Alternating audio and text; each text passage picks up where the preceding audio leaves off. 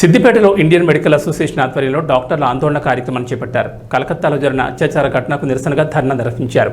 సిద్దిపేట అంబేద్కర్ చౌరస్తా వద్ద నల్ల బ్యాడ్జీలతో కేంద్ర రాష్ట్ర ప్రభుత్వాలకు నిరసన తెలియజేశారు. రోగులకు ఎంతో సేవ చేస్తున్న డాక్టర్లకు రక్షణ కరువైందని ఆవేదన వ్యక్తం చేశారు. అత్యాచార ఘటనకు కారకులైన వారిని కఠిన చర్యలు తీసుకుని శిక్షించాలని డిమాండ్ చేశారు.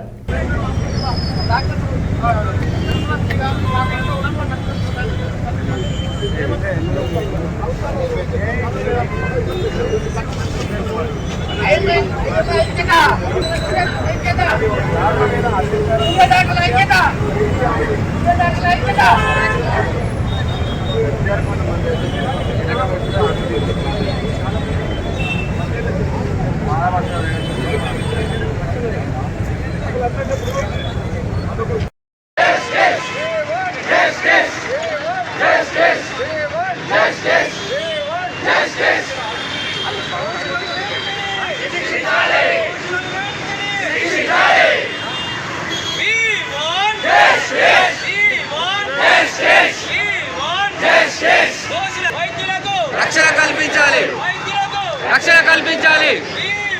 Justice justice justice justice we want justice we want justice I want. ఈరోజు ఇండియన్ మెడికల్ అసోసియేషన్ పిలుపు మేరకు మేమందరము కలకత్తాలో జరిగిన వైద్య విద్యార్థి మీద అత్యాచారం పైన హత్య మీద ఖండిస్తూ ఈ ధర్నాను స్ట్రైక్ చేపట్టాము.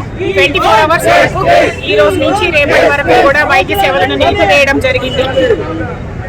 ఎందుకంటే వాళ్ళ వర్క్ ప్లేస్లోనే, బయట ఎక్కడో కాదు, దూరంగా ఎక్కడో కాదు, వాళ్ళు చాలా ఆమె ఎత్తిన గళానికి నిరసనగా అక్కడ జరుగుతున్న అన్యాయానికి, అక్రమానికి ఏదైతే తన వ్యతిరేకతను వ్యక్తం చేసిందో దానికి నిరసనగా ఒక ప్లాన్డ్గా మానవ మృగాలు ఒక ప్లాన్డ్గా దాన్ని ప్లాన్ ప్రకారము ఆమెను అత్యాచారం చేసి హత్య చేసిన సంఘటన మన సభ్య సమాజం తలదించుకునేలా ఉంది.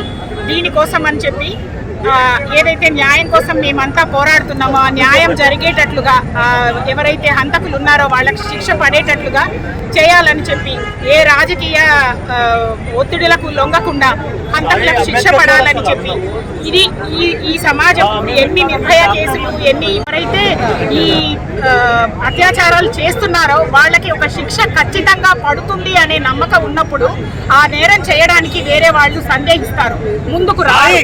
సో అట్లాంటి ఆలోచన మార్చుకునే అవకాశం ఉంటుంది. తర్వాత తల్లిదండ్రులు కూడా రాజకీయ నాయకుల అండతోటి వాళ్ళను తప్పించాలని చూసే దాంట్లో సినిమాలలో చూపించినట్లుగా మనకు ఉన్నటువంటి ఆ సాక్ష్యాలను వాటన్నిటిని రూపుమాపే పద్ధతి ఇదంతా జరుగుతోంది. అక్కడ అన్నిటికీ వ్యతిరేకంగా హంతకులకు శిక్ష పడేలాగా మేమందరం ఈ పోరాటం చేస్తున్నాము. మామూలు జనమంతా మా ఈ ఆవేదనను అర్థం చేసుకొని మమ్మల్ని మాతో పాటుగా మీరుండి ఈ హంతకులకు శిక్ష పడేలా చేయాలని చెప్పి మేమందరము మిమ్మల్ని అభ్యర్థిస్తున్నాము. ఈ వాయిస్ దేశాన ప్రతి మహిళ వాయిస్, ఇది కంపల్సరీ, ఇది ప్రభుత్వం నిర్వర్తించాలి. Thank you very much.